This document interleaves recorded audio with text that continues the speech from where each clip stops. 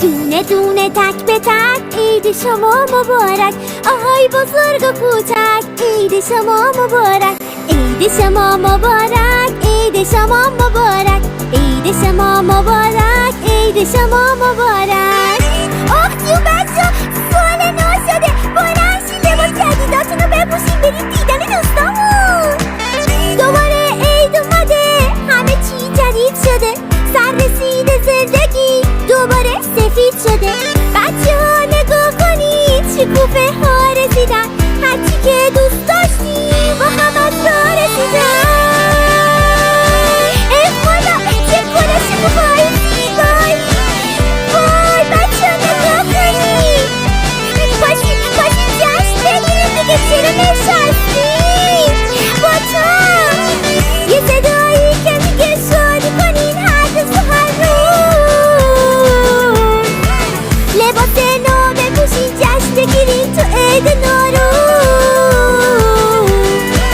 مثل غنچه ها باشین گل بپاشین فصل بهاره. خیلی شیرین زبونه میخواد بخونه حاجی فیروز.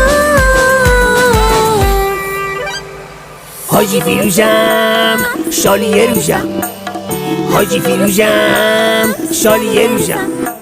ابرا به خودم صبری بری کن، ابرا به خودم سرتو بالا کن، ابرا به خودم بژ غندی، ابرا به خودم چرا نمیخندی، ابرا به خودم چرا نمیخندی. بچه حاجی فیروز چه شعر قشنگی برامون خونده، آفرین. دوباره عید اومده، سفره 7 سینا بچین، دوره این سفره مثل جوجه رنگی بشین. جشن شادی میاریم واسه‌تون قطار قطار، تیتی جون هستم من دختر فصل بهار.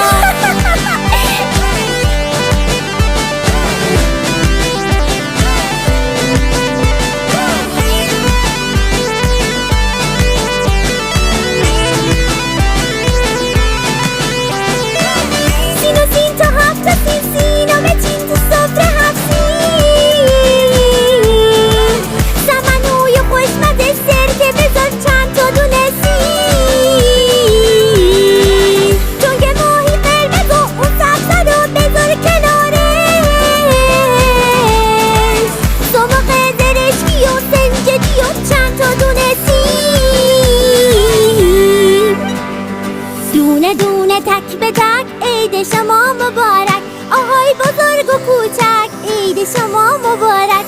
عید شما مبارک، عید شما مبارک، عید شما مبارک، عید شما مبارک. عید همه مبارک باشه، ایشالا که سال خوبی داشته باشیم. بچه ها همه دست بزنید شاد باشید، سال جدیده.